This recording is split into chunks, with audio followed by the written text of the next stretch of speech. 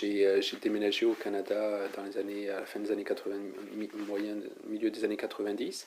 Et puis là, je travaille entre le Canada et Los Angeles. J'ai un studio également à Los Angeles. Et puis, je pense qu'on va s'installer à Los Angeles de manière définitive. Le marché américain est vraiment différent. Vous êtes à la tête de la pyramide parce que la grosse production internationale de films est quand même basée là-bas. Et plus vous montez en haut de cette pyramide, plus c'est un cercle fermé. Donc ce cercle fermé, c'est des gens que vous rencontrez qui vous suivent régulièrement.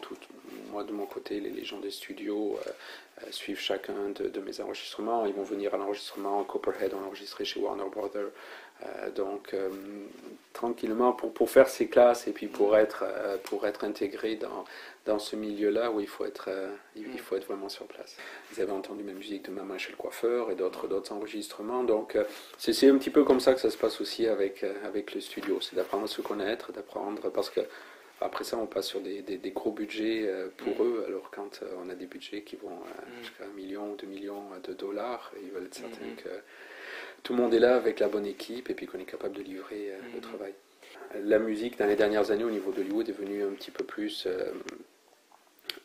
pas de la musique tapisserie, mais c'est en fond, en filigrane constamment. Donc on se retrouve avec un grand nombre de musiques. Il y a des films où j'ai dû écrire à l'écran, il y a 75 minutes de musique. C'est beaucoup. Enfin, pour moi, je suis français, donc j'aime bien aussi qu'un film respire. Donc c'est pas évident. Donc, mais en même temps, le fait d'écrire, comme j'ai souvent carte blanche sur les films sur lesquels je travaille, des choses très mélodieuses, ont amené des fois les réalisateurs aussi à faire respirer un petit peu plus le film et à les pousser un petit peu à être un petit peu moins dans le côté hollywoodien où la musique est en arrière. C'est certain que si vous avez une musique en arrière pendant 90 minutes, vous ne pouvez pas avoir des mélodies constamment. Il faut qu'on oublie et puis que ça devienne plus. Surtout pour les films d'action, ça devient des effets sonores. Après, beaucoup, on demande à l'orchestration, des cuivres, etc., de rajouter encore plus d'émotions, en plus avec le 5.1 après ça, ou le 7.1 en mix. Le score va venir dans votre visage comme ça. Donc, c'est des écritures, vraiment des approches différentes, mais j'essaie toujours, j'ai la chance, en ayant fait beaucoup de films de festival, d'avoir des réalisateurs qui viennent vers moi justement pour l'aspect mélodieux, pour être un petit peu à contre-courant de ce qui se fait. Je ferai une comparaison entre la haute cuisine française et la nourriture américaine. La nourriture américaine, c'est la quantité. Et des fois, j'essaie de surprendre les gens avec un petit moins de quantité, mais de la qualité, et puis d'avoir quelque chose qui est un peu plus surprenant. J'ai refusé beaucoup de films d'horreur, beaucoup de films d'action. Là, je fais le nouveau film de Nicolas Cage, Tokarev, la semaine prochaine. Et puis j'ai l'autre avec Vincent Cassel et puis Olga Kurilenko, Momentum en janvier. Mais ce sont des films qui ont de bons scénarios. Donc j'ai essayé d'éviter tous les films où je pourrais être confronté finalement à faire ça parce que je ne serais pas heureux. Et puis j'ai besoin d'être heureux, j'ai besoin de sentir que ma musique apporte quelque chose et puis qu'elle puisse s'écouter en dehors. À chaque fois que j'écris de la musique, je l'écris vraiment, elle est vraiment écrite pour l'image, mais en même temps que je l'écris, je pense aux personnes qui vont acheter le CD et puis je veux vraiment avoir quelque chose qui amène les gens dans un voyage, qui puisse écouter la musique, qu'elle soit mélodieuse et que ça puisse être quelque chose qui puisse s'écouter en dehors de regarder le film. J'écris vraiment à l'image et puis comme tous mes scores sont orchestraux, puis je les enregistre également avec orchestre. Donc j'aime pas gaspiller le temps, donc j'aime bien travailler une fois que le picture lock est fini, parce qu'on doit travailler, on peut écrire jusqu'au millième de seconde, donc on a 23,98 images par seconde, et des fois des changements de séquence, donc mes changements de tempo avec l'orchestre, tout est fait, tout est calculé pour que la musique elle coule. Quand j'ai beaucoup de rubato, j'ai beaucoup de mouvements comme ça dans ma musique en permanence, donc si on change une scène ou quoi que ce soit, ça va affecter la vitesse affecte la beauté de la mélodie, donc je commence pas avant ça, sauf souvent on va me demander un ou deux thèmes principaux que je vais écrire, comme le thème de Copperhead. Ron voulait absolument l'avoir quand il commençait à tourner.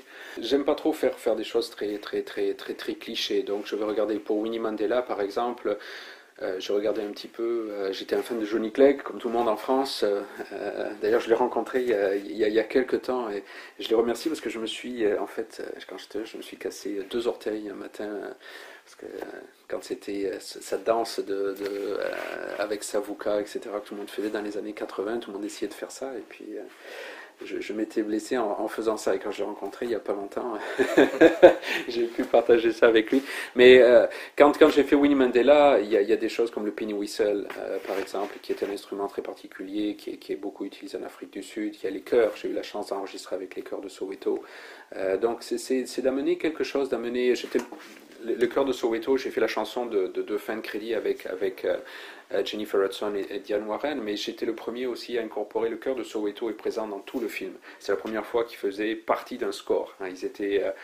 Peter Gabriel les avait utilisés pour la chanson de fin aussi pour Wall-E, le film de Walt Disney, mais jamais ils ont été intégrés dans un score. Et là, quand j'ai écrit le score, je l'ai écrit aussi en pensant au chœur de Soweto, en écoutant un petit peu quelles étaient les racines et le rôle qu'ils avaient joué aussi dans l'histoire de Mandela et d'essayer de les avoir ramenés, puis d'avoir ramené des émotions qui correspondaient à Winnie aussi, parce que c'est une combattante. Donc c'est ce côté-là, c'est d'aller chercher des petits détails sans que ça fasse, on fait un film français, on va mettre de l'accordéon, mais c'est d'aller chercher une petite accentuation, d'aller chercher quelque chose qui est au-delà de l'instrument, mais qui va donner une signature, qui va donner un cachet, qui va donner une identité.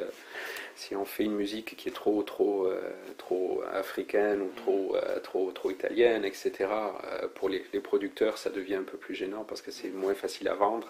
Ça devient plus dans une niche. Alors on veut garder aussi que la musique reste universelle. Donc c'est de trouver la juste ligne entre rendre hommage, utiliser les instruments, mais rester quand même universel.